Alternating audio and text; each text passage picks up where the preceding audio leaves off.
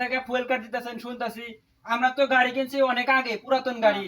ওগুলা গাড়ি কাগজপাতি করি নাই, ওগুলা তো দর্শক মন্ডলী, আপনারা দেখতে পাচ্ছেন আসলে সারা বাংলাদেশে যেভাবে তেলের ক্রাইসিস চলতেছে, এর মধ্যে আজকে আমি একটা সকালেই খবর পেলাম যে এখানে নতুন পেট্রোল পাম্প আবিষ্কার হয়েছে আজকে কয়েকদিন ধরে। তো সেজন্য আমি এখানে আসছি, আজকে তাদের সাথে কথা বলবো যে আসলে বাংলাদেশে কোনো কোথাও তেল পাওয়া যাচ্ছে না, এর মধ্যে কেন এই পাম্প চালু করা হলো। তো পুরাতন যেগুলো আছে ওইগুলোতেই মানুষ তেল পাচ্ছে না, এখানে কেমনে কি পাইলো, এই জন্য আমি আজকে এদের ইন্টারভিউ নিতে আসছি।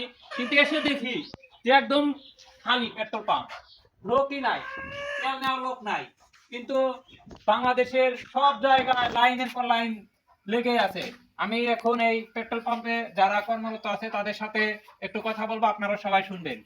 ভাই বলেন, আসলে সারা বাংলাদেশে আমরা নিউজ করে থাকি, সেখানে তো যাওয়াই যায় না, আমাদের গাড়িতে নিয়ে একটু গিয়ে তাদের ইন্টারভিউ নেওয়ার মতো কোনো পরিস্থিতি নাই। হ্যাঁ, বর্তমান খুব ভিড়। তো আপনাদের এখানে শুনলাম যে কয়েকদিন ধরে আপনারা এই পেট্রোল পাম্পটা উদ্বোধন করেছেন। আসলে এই নাইনের মধ্যে কেন আপনারা এই পেট্রোল পাম্প উদ্বোধন করলেন?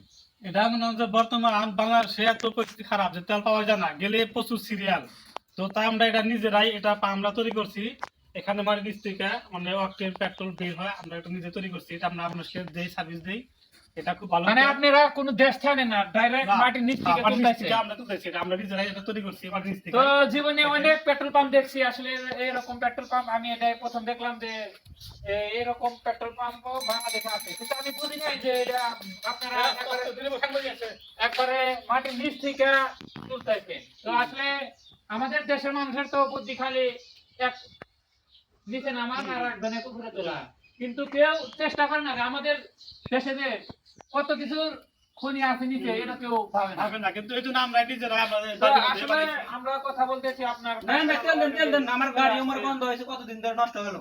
তো আপনাকে একটা কথা জিজ্ঞেস করি, আপনি কি কথা বলবেন নাকি? হ্যাঁ বলেন, কি জিজ্ঞাসা করবেন? এই তেল নিয়ে আপনি কি করবেন? এই তেল নিয়ে যায় আমার বাড়ির গাড়ি আছে, গাড়িতে নিয়ে আমি গাড়িতে নিয়ে চালাম, ওই গাড়ির টাঙ্কি মাঙ্কি সব শুকায় গেছে। ঠোকে গাড়ি তো চলে না। তেল দেওয়া বর্তমান বাংলাদেশ সরকার থেকে নিষিদ্ধ আছে। আচ্ছা, সরকার থেকে নিষিদ্ধ আছে, আপনারা সরকার থেকে ফুয়েল কার্ড দিতেছেন শুনতেছি। আমরা তো গাড়ি কিনছি অনেক আগে, পুরাতন গাড়ি। ওগুলা গাড়ি কাগজপাতি করি নাই, ওগুলা তো আমাদের তারিখ কাট করতে তাহলে তো আপনাদের গাড়ি চালানোর কোনো ই নাই। তাহলে এরকম তো বাংলাদেশে হাজার হাজার লক্ষ লক্ষ গাড়ি আছে, তাহলে আছে, এরা কি সমস্যা করবে? নাই, সব করে থাকবো। এই জন্য আমরা এই দেশে আপনারা সরকারের ফাঁকি দেয়া বলে গাড়ি চালাইছেন কয় বছর, এর ধরে কোনো আগে দিবেন আপনারা? আপনারা কে আমি আবার এই ড্রপ নিয়েছেন তেলের নিগা? আপনি এই যে কথা কইতাছেন, এখন আমরা কি সব কি গাড়ি এগুলা কি করবো আমরা? আপনারা তো এটা ই করতেছেন, ফুয়েল কার্ড ছাড়া তো বর্তমানে তেল দেওয়া যাবে না, আর গাড়ির কাগজপাতি নাই, এই গাড়ি বাইক পেরাই হয়েছে, এই গাড়ি কি কারণে আপনারা তেল দিতেছেন? এটা তো সরকার থেকে নিষেধ, আপনার পাম্প তো ই করা হবে, জব্দ করা হবে। না, আমরা তেল দিই যাদের মানে খুবই এমন আছে। আমার হলো emergency। ইমার্জেন্সি তাই কি আপনি তো সরকারের ট্যাক্স ফাঁকি দিতেছেন, রোড পারমিট নাই আপনাদের, কোনো কিছু নাই, সরকারের ট্যাক্স দেন আপনারা কোন? তাহলে সরকার আমাদের একটা কাজ করে দেখি যে আমরা যে লক্ষ লক্ষ গাড়ি আমাদের যেগুলা কাগজপাতি এখন বর্তমান নাই, এগুলা গাড়ি তাহলে আমরা কি করবো? কাগজ করবেন, তারপরে ফুয়েল কার্ড করে তারপরে তেল দিবেন। কাগজ করতে গেলে এখন গাড়ির দাম 20,000 টাকা, আমি কাগজ করতে আর ওটা আপনি আগে করেন না, এটা তো সরকার মানবো না, এটা সরকারের নিয়ম তো মানবো না। আপনি নয় 20টার গাড়ি আছে কিন্তু